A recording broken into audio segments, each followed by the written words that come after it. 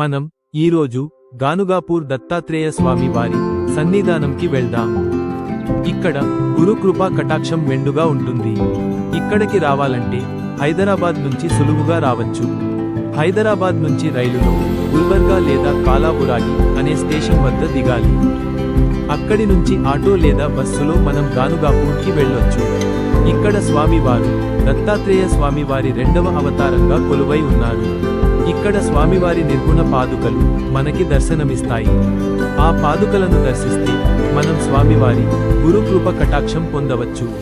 ఇక్కడ ఏమైనా చెడు ప్రయోగాలు, దుష్ట శక్తులు, బ్లాక్ మ్యాజిక్ ఉన్నవాళ్లు ఇక్కడ ఉన్న స్వామివారి సన్నిధానంలో వారికి ఉపశమనం కలుగుతుంది. ఇంకా ఇక్కడ ఔదంబర వృక్షం ఉంటుంది. ఈ ఔదంబర వృక్షం దగ్గర స్వామివారు కొలువై ఉండి మనకి వారి కృపా కటాక్షం ప్రసాదిస్తున్నారు.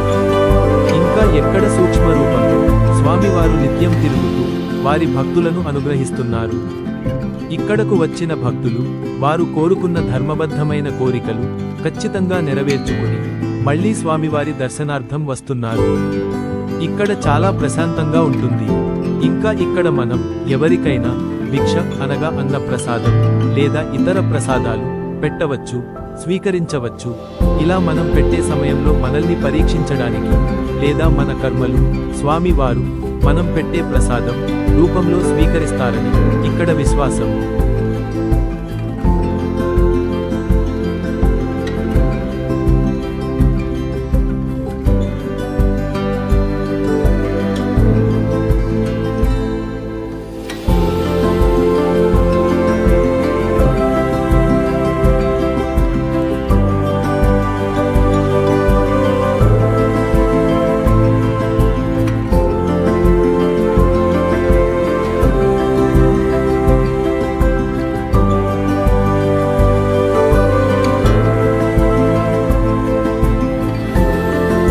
ఇక్కడ భీమా అమరజ నది సంగమం ఉంది.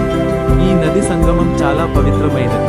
ఇక్కడే స్వామివారు ప్రతిరోజు నదీ స్నానమాచరించి తపస్ ఆచరించి భక్తులని అనుగ్రహించేవారు.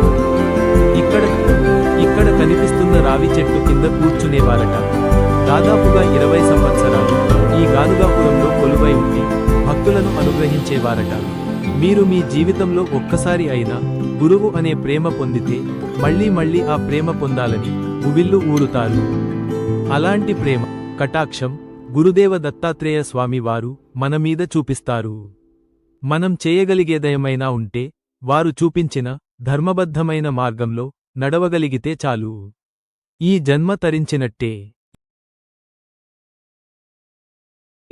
ఇంకా ఇక్కడ కళ్ళేశ్వర బాబా అని పిలవబడే శివయ్య దర్శనమిస్తారు.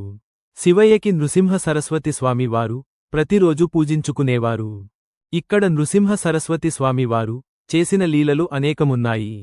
అవన్నీ లోకల్ ఆటో మాట్లాడుకుని ఊరంతా తిరిగి సందర్శించి మీరు కూడా స్వామివారు చూపించిన ధర్మ మార్గంలో నడుస్తారని ఆశిస్తున్నాను. మళ్ళీ కలుద్దాం. ఉంటానండి.